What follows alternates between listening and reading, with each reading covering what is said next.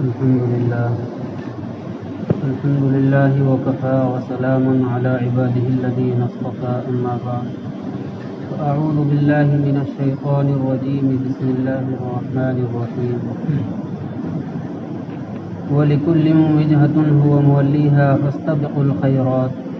أينما تكونوا يأتي بكم الله جميعا إن الله على كل شيء قدير ومن حيث خرجت فول وجهك شطر المسجد الحرام وإنه للحق من ربك وما الله بغافل عما تعملون ومن حيث خرجت فول وجهك شطر المسجد الحرام وحيث ما كنتم فولوا وجوهكم شطره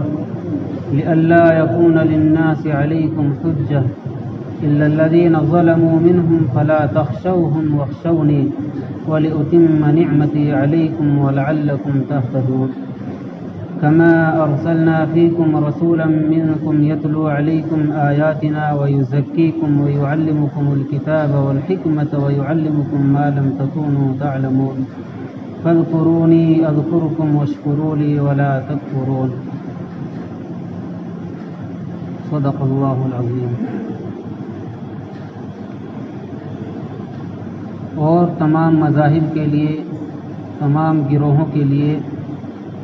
ایک توجہ کرنے کا مرکز ہے، ایک قبلہ ہے جس کی طرف وہ رخ کرتے ہیں. لہذا تم نیکیوں میں سبقت کرو، نیکیوں میں ایک دوسرے سے آگے بڑھنے کی کوشش کرو. اینما تکونوا یأتی بکم اللہ جمیعا، جہاں کہیں بھی تم ہوں گے اللہ تبارک و تعالیٰ تم سب کو لے آئیں گے. بے شک اللہ تبارک و تعالیٰ تمام چیزوں پر قادر ہے. اور جہاں سے بھی آپ نکلے تو آپ اپنے چہرے کو مسجد حرام کی طرف کر لیں، اور بے شک آپ کے رب کی طرف سے یہی حق ہے، اور اللہ تبارک و تعالیٰ تمہارے اعمال سے، تمہارے کاموں سے بے خبر نہیں ہے، غافل نہیں ہے. ومن حیث خرجت فول وجهك شطر المسجد الحرام، اور جہاں سے بھی آپ نکلے تو آپ اپنے چہرے کو مسجد حرام کی طرف پھیر لیں. اور جہاں کہیں بھی تم ہو تو تم اپنے چہروں کو مسجد حرام کی طرف کر لو. یہ اس لیے تاکہ لوگوں کے پاس تمہارے خلاف حجت نہ رہے، سوائے ان لوگوں کے جو ان میں سے ظالم ہیں. لہذا تم ان سے مت ڈرو، مجھ سے ڈرو، اور میں تمہارے اوپر اپنی نعمتیں مکمل کر رہا ہوں، اور تاکہ تم ہدایت پا جاؤ. جیسا کہ ہم نے تمہارے درمیان عظمت والے رسول بھیجے ہیں، تمہارے درمیان سے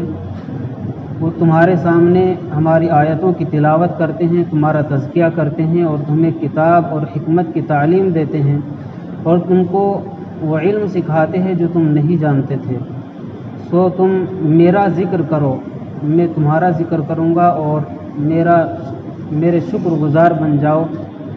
اور تم ناشکر مت بنو، کافر مت ہو. ان آیات کریمہ میں تحویل قبلہ کا بیان چل رہا ہے، اور اللہ تبارک و تعالیٰ اس میں تحویل قبلہ کیوں ہوا، یعنی بیت اللہ شریف کی طرف رخ کر کے نماز پڑھنے کا حکم کیوں دیا گیا، اس کی وجوہات بیان فرما رہے ہیں. ایک وجہ تو پہلے آ گئی، اللہ تبارک و تعالیٰ ارشاد فرماتے ہیں قد نرى تقلب وجهك في السماء فلنولينك قبلة ترضاها. ایک وجہ تو یہ ہے کہ میرے محبوب محمد صلی اللہ علیہ وسلم، ہم نے آپ کو دیکھا کہ آپ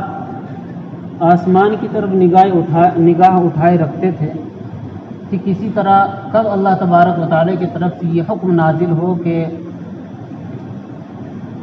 بیت اللہ شریف کی طرف رخ کر کے نماز پڑھنے کا حکم ہو، اور بیت اللہ شریف کو ہی قبلہ بنا دیا جائے. سو اب ہم آپ کی پسندیدہ مقام کو، آپ کے پسندیدہ گھر کو، آپ کے آباء و اجداد کے قبلے کو، یعنی ابراہیم اور اسماعیل علیہ السلام کی قبلے کو ہم تمہارا قبلہ بنائے دیتے ہیں تاکہ تم اسی کی طرف رخ کر کے نماز پڑھو. ایک تو وجہ یہ تھی کہ حضور پاک صلی اللہ علیہ وسلم یہ چاہتے تھے کہ اللہ تعالیٰ کا حکم نازل ہو اور دوبارہ پھر بیت اللہ شریف کو ہی قبلہ بنا دیا جائے.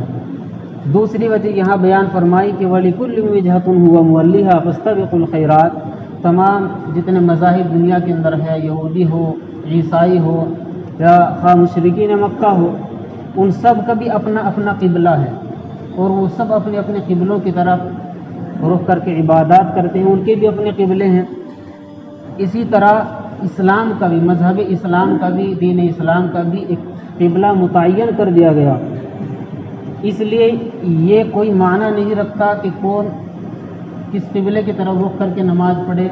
یہ چیزیں ایسی نہیں ہے کہ جن پر اعتراضات کیے جائے اور جھگڑے کیے جائے۔ فاستبقوا الخیرات، اصل کام تو یہ ہے کہ تم نیکیوں میں آگے بڑھو، نیکیوں میں، نیکی سمیٹنے میں، نیک کام کرنے میں، خیر کے کام کرنے میں ایک دوسرے سے آگے بڑھنے کی، سبقت کرنے کی کوشش کرو۔ فاستبقوا الخیرات اینما تکونوا یأتی بکم اللہ جمیعا، جہاں کہیں بھی تم ہوگے اللہ تبارک و تعالیٰ تم سب کو اپنے پاس جمع فرما لے گا۔ یعنی وہ بیت المقدس کی طرف رخ کر کے نماز پڑھنے والے ہوں یا بیت اللہ شریف کی طرف رخ کر کے نماز پڑھنے والے ہوں یا اور بھی دوسرے مذاہب سے تعلق رکھنے والے لوگ ہوں، یہ سب کے سب اللہ ہی کی طرف جانے والے ہیں۔ اور چونکہ وہاں پر ان چیزوں کا حساب نہیں ہوگا کہ کس نے کس قبلے کی طرف رخ کر کے نماز پڑھی یا عبادات کی، بلکہ وہاں تو اصل نیکیوں کو تولا جائے گا اور نیکیوں کا حساب کتاب ہوگا۔ اس لیے تم نیکیوں کے اندر آگے بڑھو اور ان چیزوں کے اندر مت پڑھو۔ وَمِنْ حَيْثُ خَرَجْتَ فَوَلِّ وَجْهَكَ شَطْرَ الْمَسْجِدِ الْحَرَامِ، اللہ تبارک و تعالیٰ حکم فرما رہے ہیں کہ خواہ آپ خانہ کعبہ کے اندر ہو، مسجد حرام کے اندر ہو، تب بھی آپ نے بیت اللہ شریف کی طرف رخ کرنا ہے۔ اور اگر آپ مکہ مکرمہ سے، بیت اللہ شریف سے باہر کسی دوسرے شہر سے تعلق رکھتے ہیں، کسی دوسرے ملک سے تعلق رکھتے ہیں، تو پھر اس وقت بیت اللہ شریف کی سمت کی طرف رخ کر کے نماز پڑھنا ہے۔ یعنی حکم یہ ہے کہ جن کے سامنے بیت اللہ شریف ہوگا، یعنی جو مسجد حرام کے اندر ہوں گے، وہاں نماز پڑھیں گے تو ان کا قبلہ عین قبلہ ہے، بیت اللہ ہے، اللہ کا جو گھر ہے خانہ کعبہ، عین اس کی سیدھ میں، بالکل اس کی سمت میں رخ کر کے نماز پڑھنی ہوگی۔ اور جو بیت اللہ سے باہر ہے، کسی سفر کے اندر دوسری جگہ گئے ہوئے ہیں یا دوسرے شہروں سے وہ لوگ تعلق رکھتے ہیں، تو پھر ان کے لیے بھی بیت اللہ شریف کی سمت ان کا قبلہ قرار دیا گیا ہے۔ اس کا مطلب یہ ہے کہ جو بیت اللہ شریف سے دور ہے تو وہ غور و فکر کر کے اور اس وقت جو آلات ہیں، اس زمانے کے اندر جو ایسے سامان ہیں جن کے ذریعے سے اس چیز کا پتہ لگایا جا سکتا ہے کہ قبلے کا رخ کدھر ہے، تو ان چیزوں کو، ان آلات کو استعمال میں لا کر قبلے کے رخ کو متعین کیا جائے اور اسی سمت میں پھر رخ کر کے نماز پڑھی جائے۔ چنانچہ 1400 سال گزر گئے اور دنیا بھر کے اندر اسلام پھیلا ہوا ہے، کہاں کہاں دنیا بھر کے دور دراز کے ملکوں میں مسجدیں بنی ہوئی ہیں۔ اب جو پچھلے زمانوں کے اندر جو مسجدیں بنی ہوئی تھی، انہوں نے اپنے اعتبار سے اگرچہ پوری کوشش کی ہے کہ کسی طرح بالکل بیت اللہ شریف کے عین مطابق ان کی مسجدوں کا رخ ہو یا ان کی نمازوں کا رخ ہو، لیکن تھوڑا بہت ادھر ادھر ہو جاتا ہے، تھوڑا بہت ادھر ادھر ہو۔ آج کے زمانے میں تو کمپاس آ گیا، جدید ٹیکنالوجی آ گئی، ان کے ذریعے سے کعبے کی سمت متعین کر لی جاتی ہے۔ موبائلوں کے اندر اس چیز کی سہولت دے دی گئی، آپ کہیں بھی ہو فوراً موبائل کھولیے اور موبائل کے اندر خود کمپاس موجود ہے، وہ خود بتا دے گا کہ یہ قبلے کی سمت ہے، ادھر رخ کر لیں۔ لیکن پچھلے زمانے میں، آج سے 200 سال پہلے، 400 سال پہلے، 1000 سال پہلے، 1200 سال پہلے، جب دور دراز کے ملکوں میں اسلام پھیلا تو اس وقت یہ سب چیزیں نہیں تھیں۔ اس زمانے کے اندر انہوں نے کوشش کی، جس حد تک بھی وہ ستاروں کے ذریعے سے کوشش کرتے تھے بیت اللہ شریف کی سمت اور قبلے کو متعین کرنے کی، تو جو مسجدیں برقرار ہے ہزاروں سال پہلے کی، تو اگر ان کا رخ قبلے سے تھوڑا بہت پھرا ہوا ہے تو یہ کوئی معنی نہیں رکھتا۔ ان کا قبلہ وہی ہے، یعنی ڈائریکٹ بالکل سمت بیت اللہ شریف کی سیدھ میں ہونا ضروری نہیں، بلکہ بیت اللہ شریف سے اگر اگل بغل تھوڑی بہت ادھر ادھر بھی ہوگی تب بھی ان کی نماز ہو جائے گی۔ ایسے ہی علماء نے ایک مسئلہ اور لکھا ہے کہ جو آدمی سواری پر سفر کر رہا ہو، گھوڑے وغیرہ پر ہو یا آج کے زمانے میں ٹرین وغیرہ میں ہو، اب وہ اپنے اعتبار سے ٹرین کے اندر یا سواریوں میں کسی بھی چیز کے اندر اگر وہ نماز کی نیت باندھ لیتا ہے تو اب نماز پڑھنے کی حالت میں آگے جا کر ٹرین رخ موڑ لیتی ہے اور ادھر ادھر چلی جاتی ہے، یہ سواری کا رخ مڑ جاتا ہے، تو اس کا قبلہ وہی سمت ہے جدھر بھی اس کا رخ ہوگا، اس کی نماز ہو جائے گی۔ ایک اور مسئلہ علماء نے یہ لکھا ہے کہ اگر کسی جنگل بیابان کے اندر ہے اور کوئی چیز ایسی نہیں ہے کہ جس کے ذریعے سے قبلے کی سمت کو متعین کیا جا سکے، اور نہ ہی کوئی لوکل وہاں کا اس جگہ کا آدمی ایسا ہمارے اس کے پاس ہے کہ جس سے پوچھ کر قبلے کی سمت کا تعین کیا جا سکے، اس کو متعین کیا جا سکے، اور جنگل بیابان میں معلوم نہیں ہو رہا کہ قبلہ کدھر ہے، تو ایسی صورت میں علماء نے مسئلہ لکھا ہے کہ وہ تحری کرے گا۔ فقہ کے اندر مسئلے مسائل کی کتابوں کے اندر ایک باب ہوتا ہے تحری کا، تو وہاں وہ غور و فکر کرے گا، اس غور و فکر کے نتیجے میں جس سمت میں بھی اس کے ذہن نے، اس کے دماغ نے کہا کہ شاید ادھر قبلہ ہوا، تو اگرچہ وہ آؤٹ سائڈ ہو، دوسری سائڈ میں ہو، تب بھی اس کی نماز ہو جائے گی۔ اور اگر کسی بعد میں آنے والے نے اس کو بتایا کہ جدھر رک کر کے آپ نماز پڑھ رہے تھے یہ تو قبلہ نہیں ہے، تب بھی اس کی نماز ہو جائے گی، نماز کو لوٹانے کی ضرورت نہیں ہے۔ تو یہ تو مسائل ہوئے کہ جن کے اندر قبلے کی طرف رخ کرنے کا حکم دیا گیا ہے۔ بعض مسائل ایسے ہیں کہ جن میں بیت اللہ شریف کی طرف رخ کرنے کو سخت گناہ قرار دیا گیا ہے، یعنی یا اس کے اندر بے ادبی ہے بیت اللہ شریف کی، یعنی جو اہل ادب ہے، زیادہ ادب سے جن کا تعلق ہے اور دینیات سے تعلق رکھنے والی جو چیز ہے، دین سے تعلق رکھنے والی متعلقات جو چیزیں ہیں، جو ان کا ادب اور احترام کا خصوصی خیال رکھتے ہیں، وہ بیت اللہ شریف کی طرف رخ کر کے تھوکتے بھی نہیں۔ اور حضور نبی کریم صلی اللہ علیہ وسلم نے حکم فرمایا ہے اذا اتیتم الغائط فلا تستقبلوا القبلۃ ولا تستدبروها، کہ جب تم بیت الخلاء کے اندر آؤ اور اپنی قضاء حاجت کے لیے آؤ، خواہ پیشاب ہو پاخانہ ہو، تو ایسی صورت میں بیت اللہ شریف کی طرف نہ رخ کرو، نہ اپنا منہ کرو اور نہ پیٹھ کرو۔ اسی سے علماء نے مسئلہ لکھا ہے کہ جو گھروں کے اندر یا مسجدوں کے اندر یا آبادیوں کے اندر جو بیت الخلائیں بنائی جا رہی ہیں، تو ان بیت الخلاؤں کا رخ بھی نہ اس اعتبار سے نہ ہو کہ بیت اللہ شریف کی طرف ہمارا رخ ہو رہا ہو یا ادھر ہماری پیٹھ ہو رہی ہو، نہ پیٹھ کرنی چاہیے اور نہ ہی منہ کرنا چاہیے۔ بیت الخلاؤں کا رخ شمال جنوب میں ہونا چاہیے، ادھر کر لیں ادھر کر لیں، یہ صرف بیت اللہ شریف کا حکم ہے، قبلے کا حکم ہے۔ باقی اگر تمام جتنی مقدسات ہیں ان سب کا اگر احترام کرنے کی نیت سے انسان ان چیزوں کا خاص خیال رکھنے لگے تو پھر تو کوئی بھی سمت ایسی نہیں ملے گی کہ جدھر بیت الخلاء وغیرہ کا ان چیزوں کا رخ نہ کر سکے، کیونکہ اگر ان مسجدوں کے ادب کو بھی اتنی اہمیت دے دی جائے جتنی بیت اللہ شریف کو ہے، تو پھر تو چاروں طرف مسجدیں ہی مسجد ہیں، انسان کسی بھی طرف بیت الخلاء کے اندر بیٹھنے کا اہل نہیں رہے گا۔ تو اس لیے مسئلہ یہ ہے کہ صرف بیت اللہ شریف کی سمت ہی کو متعین کیا گیا ہے کہ ادھر نہ بیت الخلاء کا رخ ہوگا اور نہ ہی اس کی پیٹھ ہوگی۔ تو یہ تمام مسائل کا خاص طور پر لحاظ رکھنا چاہیے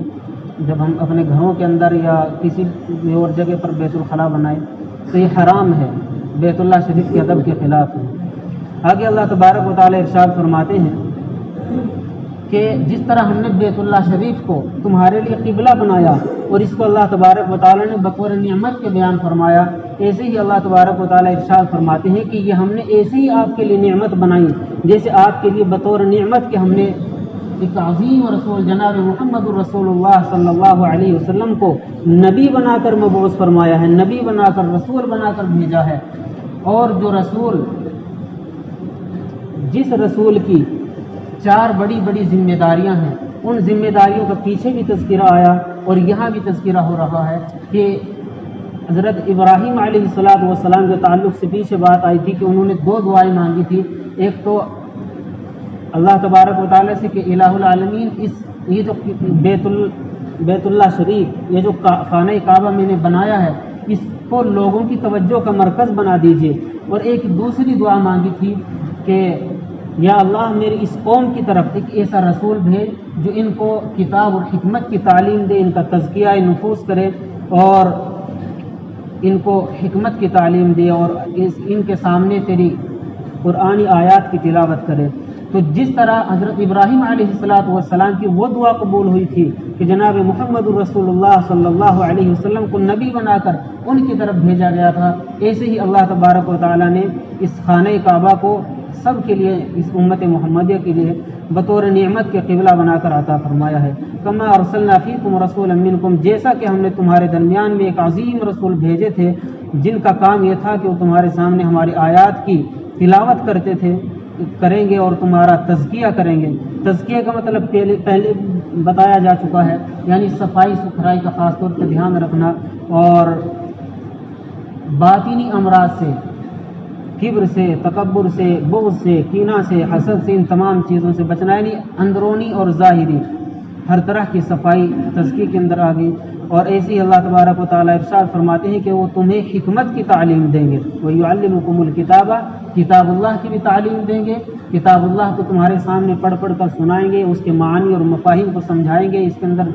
بیان کردہ مسائل ہیں اور تعلیمات ہیں وہ تم کو سنائیں گے اور تمہیں سمجھائیں گے، والحکمت، اور حکمت کی تعلیم دیں گے، عقل مندی کی تعلیم دیں گے۔ اور عقل مندی کا اعلیٰ لیول اللہ تبارک و تعالیٰ نے اس دنیا کے اندر، اس کائنات کے اندر سب سے زیادہ جناب محمد رسول اللہ صلی اللہ علیہ وسلم کو عنایت فرمایا ہے۔ اور حضور پاک صلی اللہ علیہ وسلم کی جو تعلیمات احادیث کی صورت میں ہمارے سامنے موجود ہیں وہ حکمت کی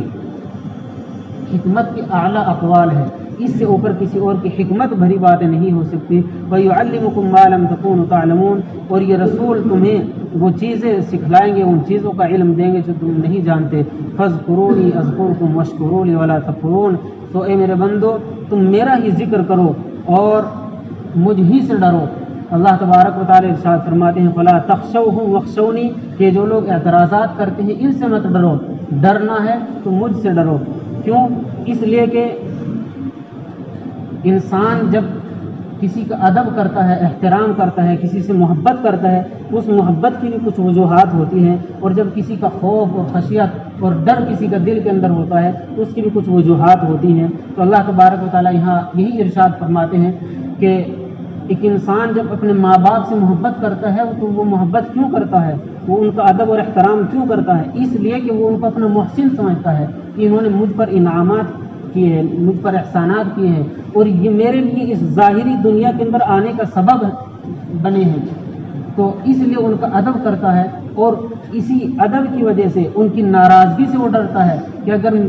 خلاف ادب یا ان کی شان کے اندر کچھ گستاخی ہو گئی تو میری پٹائی کر سکتے ہیں، مجھ کو عاق کر سکتے ہیں زمین جائیداد سے۔ تو یہ تمام ڈر انسانوں کے اندر کس کے لیے ہوتے ہیں؟ اپنے ماں باپ کے لیے ہوتے ہیں۔ ایسے ہی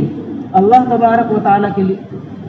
لیے بھی ہمارے اندر یہی چیز ہونی چاہیے کہ اللہ تبارک و تعالیٰ کے کتنے سارے ہمارے اوپر احسانات ہیں اور انعامات ہیں، لا تعد ولا تحصى، جن کو نہ شمار کیا جا سکتا ہے نہ گنا جا سکتا ہے۔ انہی احسانات، تمام ہزاروں